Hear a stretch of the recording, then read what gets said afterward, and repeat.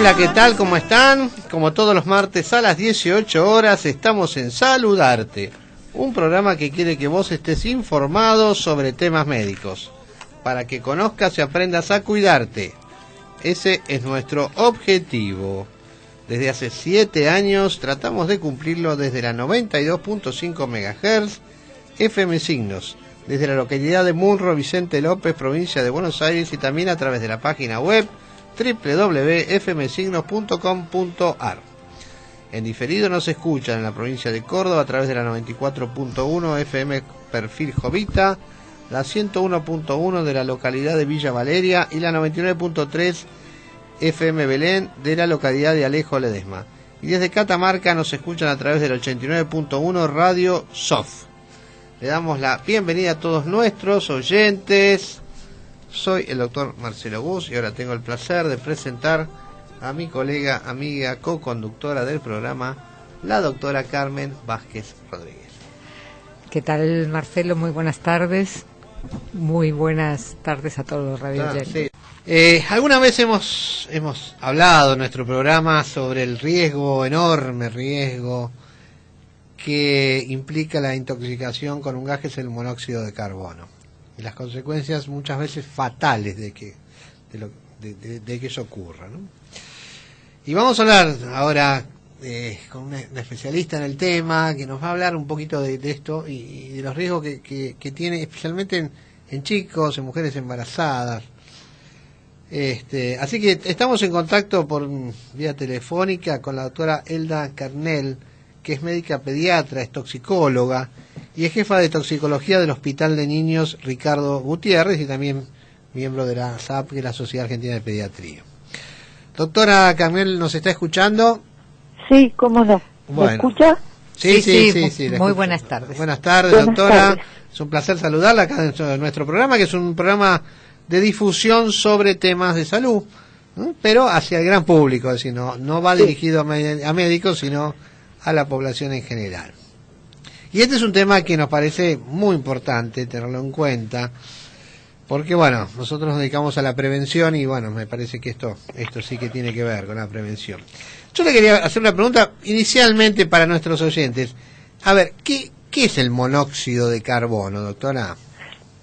Bueno, el monóxido de carbono es un gas que se produce por la combustión de componentes orgánicos, sí, como por ejemplo la leña, el carbón, el gas. El gas. Son todos compuestos de carbono.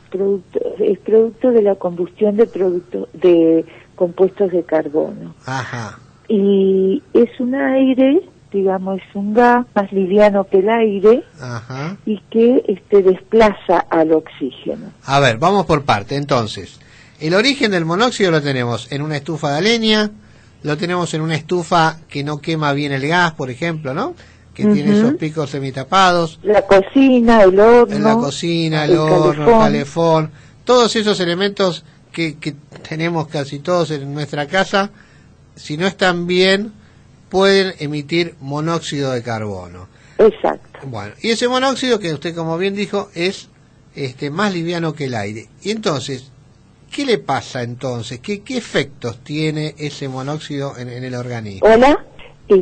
Mire, todo puede comenzar con un cuadro leve, ¿no es cierto?, que a veces puede hacer confundir o con una gripe, o sea, con cefalea, somnolencia, mareos, y esto se va profundizando hasta que puede llegar, ¿no es cierto?, convulsión, coma y muerte. También puede simularse, tener vómitos, ¿sí? Puede también tener alguna convulsión, puede simular también algún dolor de pecho y muchas veces, sobre todo en los pacientes más añosos, se puede confundir con una angina de pecho. Ajá. O con un infarto, ¿no es cierto? Una hipoxia cardíaca. Claro. ¿Y esto es actúa rápido el monóxido o tenemos un tiempo? No, mire, depende de la concentración. Claro, si usted tiene una concentración alta, actúa rápidamente. Más de 1.500 partes por millón de monóxido es riesgo de vida, ¿sí? Pero a veces las pequeñas cantidades subcrónicas van dañando, ¿no es cierto?, pequeñas cantidades van dañando el cerebro, porque siempre hay una hipoxia. El principal, digamos, generador de monóxido de carbono, Sí. en pequeñas cantidades, es el cigarrillo. Ajá. Ah, mire. Por eso es que se prohíbe a la mujer fumar, no solamente por la nicotina, el benceno, etcétera, sino también la mujer embarazada no debe fumar, porque si fuma esas pequeñas cantidades van a afectar al feto, ¿no? Al niño que lleva dentro. Claro. ¿Y cómo es que actúa el monóxido, doctora, en el organismo? ¿Por qué produce ese efecto a veces tan terrible? Tiene una afinidad por todo lo que son metales, proteínas, o sea, por las enzimas que tenemos en nuestro organismo, y desplaza rápidamente el oxígeno, ¿sí?, de la hemoglobina, o sea, de la proteína que tenemos en sangre, que es la hemoglobina, también lo desplaza de la mioglobina, o sea, de la parte muscular, ya sea muscular o cardíaca también, lo desplaza rápidamente y demora mucho más en desprenderse.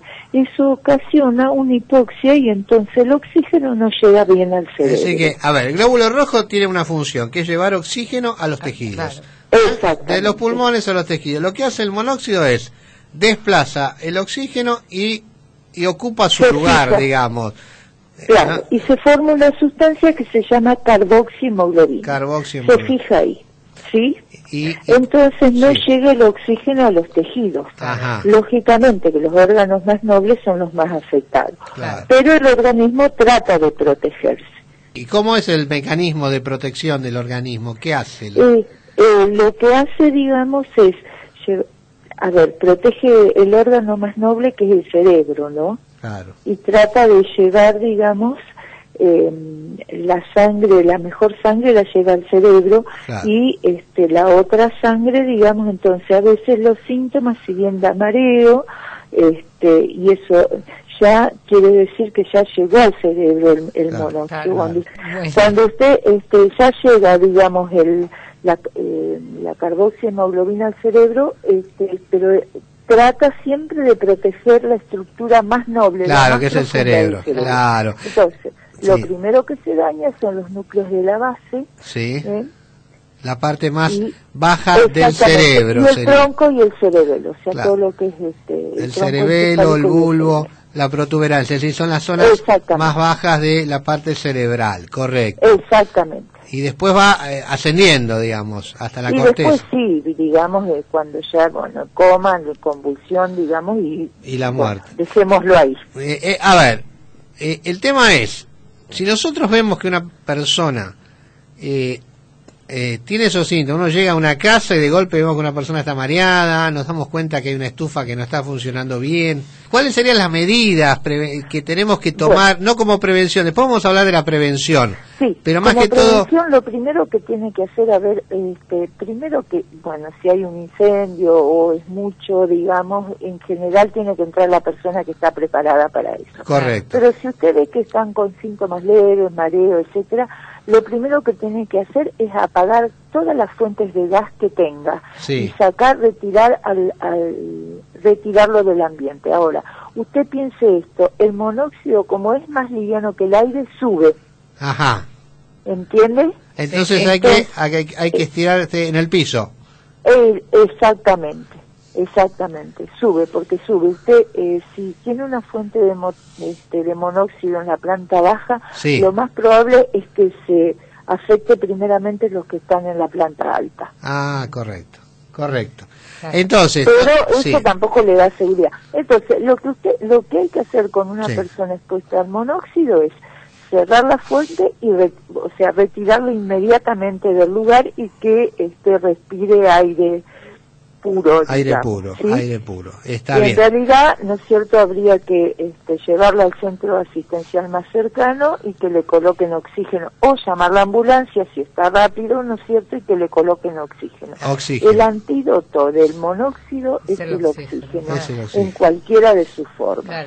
Está bien, entonces, lo primero que hay que hacer, si uno intuye que puede pasar esto, es sacar a la persona, sacarla de ahí, apagar la estufa, lo que sea, y sacarla. Y sacarlo inmediatamente. Dejarlo en un lugar abierto, y si la persona vemos que está mal, llamar a una ambulancia e informar, ¿no? Sería bueno, porque las ambulancias en general tienen oxígeno, casi todas las ambulancias vienen con tanques. Sí, en general vienen con oxígeno. Y la cámara, doctora, ¿y cuándo se usa la cámara hiperbárica, por ejemplo? Bueno, cuando se usa la cámara de hiperbárica es para nosotros de gran ayuda. Mire, en general nosotros usamos la cámara hiperbárica cuando hay síntomas mayores, digamos, de intoxicación. Claro. Llamémoslo mayores, Sí. cuando se afecta el sistema nervioso central y cuando se afecta la parte cardíaca y un nivel y un nivel de carboxihemoglobina. Ajá. Yo no se la voy a dar porque a veces depende del momento en que uno toma la... Claro. Porque por ahí yo se lo puedo indicar con 6 de carboxihemoglobina, pero es porque el paciente tuvo síntomas graves, ¿me entiendes? Claro, porque el nivel de carboxihemoglobina muchas veces no se condice con la clínica porque depende del momento en que se toma la muestra. Correcto. Entonces, ¿en dónde tenemos cámaras hiperbáricas? ¿En hospitales? Mire, acá en Buenos Aires hay cámaras hiperbáricas y hay que ponerlo al paciente a 2,7 atmósferas. Yo sé que hay una en el Hospital Naval, si no me equivoco. Sí. Hay uno ahí, pero es el único, es un centro semi-privado. Quería saber si algún hospital... Mire, los centros son semiprivados. Muy bien. La ciudad de Buenos Aires cuenta con 2 o 3 cámaras hiperbáricas. 2 o 3 cámaras. Ahora, doctora, sí, cuénteme, dígame. La cámara hiperbárica tiene que tener, tiene la atmósfera más 2,7 más de atmósfera. Eso es lo correcto para poder desplazar el monóxido de carbono, porque hay que sacarlo del tejido. Claro, en realidad, mire, la verdadera prevención para que no ocurra, porque a veces quedan secuelas, pese a haber actuado rápido, a veces no. Digamos, la verdadera prevención es cuando comience el invierno, es revisar todos los aparatos de combustión. Claro. Eso es cuando a veces uno tiene una casa de veraneo, muchas veces consultas por monóxido son en verano.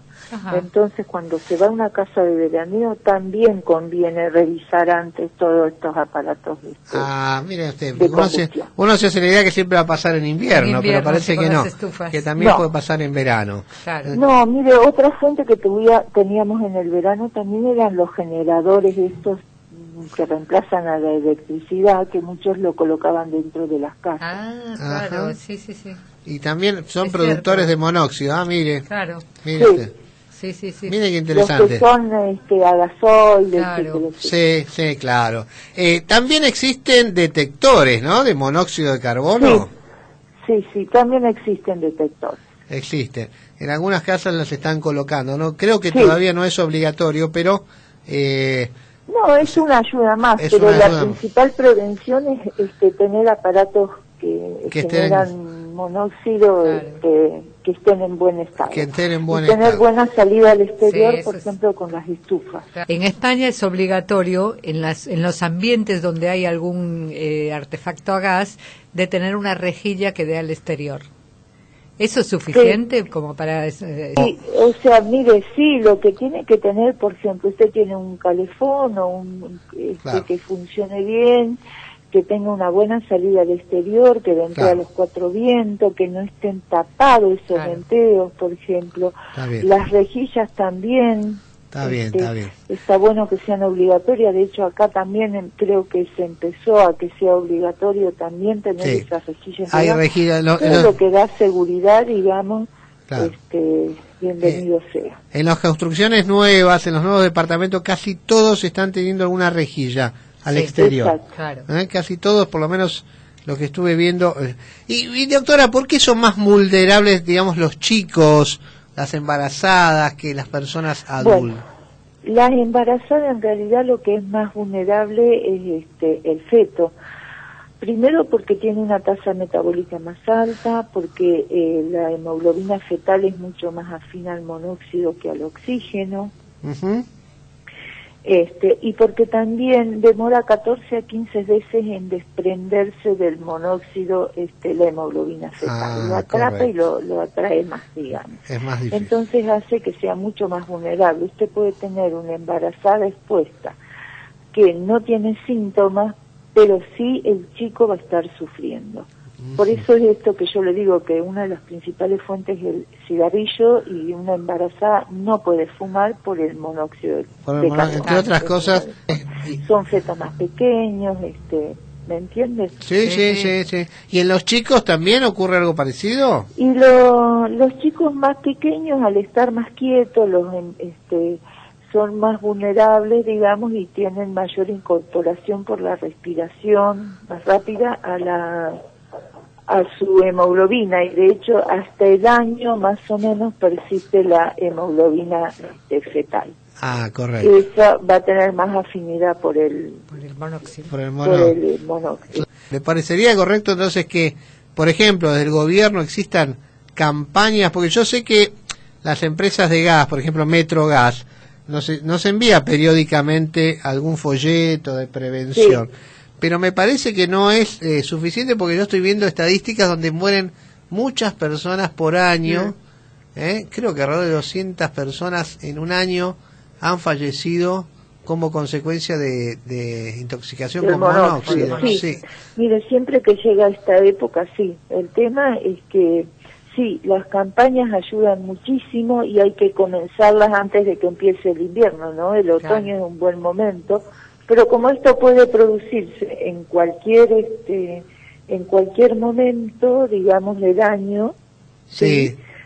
Uno siempre tiene que estar atento, digamos, a todo lo que sea evitar malas combustiones en su departamento. No dejar, por ejemplo, es muy común que la gente a veces para calefaccionarse deje el horno prendido y no tenga...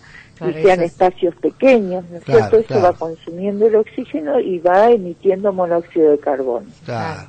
Eso es cierto. Hay gente que otra cosa que les quiero aclarar, mire usted, el brasero, por ejemplo, que a veces hay gente que no tiene acceso a otro tipo de calefacción, lo tiene que usar mientras esté despierto y lo tiene que prender y apagar fuera del lugar del ambiente, claro, correcto. Al aire libre. A ver, porque a veces uno dice tiene que ver con la pobreza, porque hemos visto personas de un nivel social, socioeconómico que no es tan bajo y sin embargo también han sufrido esas consecuencias por no guardar las prevenciones.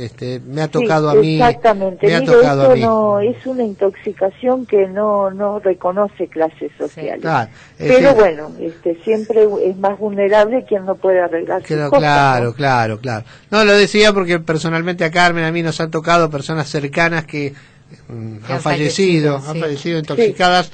Y personas que, bueno, uno dice, pero ¿cómo? Unas personas que son cultas, que conocen el tema, y sin embargo fallecieron por intoxicación con monóxido. Es decir, que es importante las campañas. Se ha adelantado bastante, porque en una época había calefones en el baño y nosotros teníamos muchísimos casos. Claro. El tema con el monóxido es que no solamente, muchas veces, digamos, la muerte, pero muchos quedan secuelados. Un lugar de emisión de gases es tener, por ejemplo, y de monóxido, es un auto, y sobre todo en invierno que están cerrados, y que el caño de escape esté roto. Claro, exactamente. Sí, fíjese usted, entonces, esa situación. Por suerte hoy en día se está controlando ese tema, los exámenes periódicos a los autos se toma en cuenta eso, pero usted está muy bien lo que dice, doctora, hay que tenerlo muy en cuenta. Exactamente. Doctora, le agradecemos mucho su exposición, la verdad que nos resulta muy útil, más que todo porque, bueno, como les dije, lo que nos importa en este programa es la prevención, y en este caso nos resulta imprescindible la prevención, porque puede costarle la vida a todos. El verdadero tratamiento del monóxido de carbono es la prevención. Claro, exactamente.